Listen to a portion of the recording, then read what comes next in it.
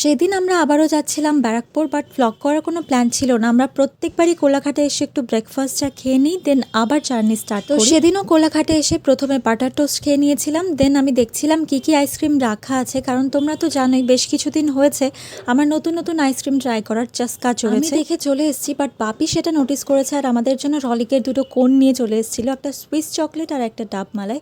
But আমি তো ডাব মালাইটা অলরেডি ট্রাই করেছি, তো আমি তো আর ওটা খাই না। আবার চেঞ্জ করে আমি রলিকের 2-in-1 কাপ আইসক্রিমটা নিয়েছিলাম। মনে হয় আমি এর আগে কোনোদিন রলিকের 2-in-1 আইসক্রিমটা ট্রাই করিনি, কারণ অলওয়েজ আমুলের 2-in-1 আইসক্রিমটাই আমরা খাই। পর সমস্ত চেক আপ হয়ে যাওয়ার পর ওই দিনই ডেট নেওয়া হলো আর আমাদেরকে ব্যারাকপুর থেকে পলতার ব্রাঞ্চটায় শিফট করে দেওয়া হলো অপারেশনের জন্য। অ্যান্ড এখানে আমি প্রথমবার গেলাম, এর আগের আইটা হওয়ার সময় দিদি গিয়েছিল।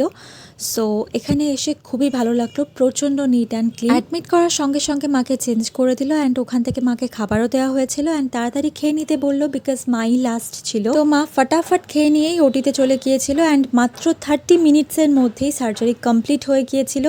অ্যান্ড আমি খুব বেশি ভ্লগ করিনি কারণ আমার ফোনে চার্জ ছিল না। ওখান থেকে মাকে রিলিজ করলো, তখন বাজে 5টা 5:30। তারপরে গোটা রাস্তা গাড়িতে ঘুমিয়ে ঘুমিয়ে এসেছি, কারণ ফোনে চার্জ ছিল না, গানও শুনতে পাচ্ছিলাম না, প্রচণ্ড বোর